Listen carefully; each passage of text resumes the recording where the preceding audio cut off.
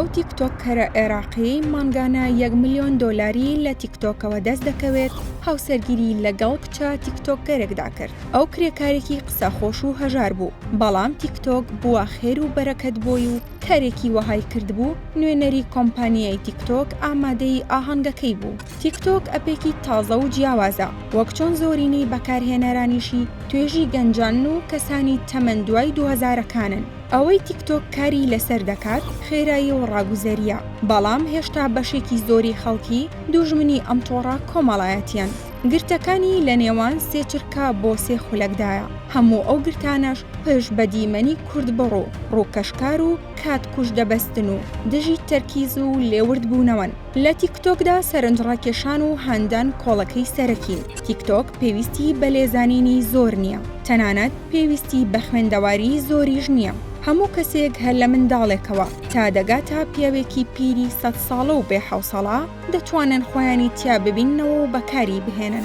لەگەڵ ئەوەی ئەم تۆڕە کۆمەڵایەتیە بۆ هەندێک کەس بۆ مای خێر و خۆشی و بۆ هەندێکیش لە نەزانینی بەکارهێنانی بووە سەر ئێشە و ماڵوێرانی. حیسام گەنجێکی عێراقیە و لە هەرێمی کوردستان نیشتەجێیە و بە حەزحەز ناسراوە. ئەو یەکێکە لەو تیکتۆکەرە عێراقیانەی مانگانە 1 ملیۆن دۆلاری لە ڕێی تیکتۆکەوە دەست دەکەوێت و هەر لەو ڕێشەوە ژیانی هاوسەرگیری پێگێنا و هاوکارێکی خۆی خواست بە ناوی ڕەحمە بەسام کە ئەویش کچە تیکتۆکەرێکی بەناوبانگی عێراقیە و لە قەتەر نیشتەجێیە.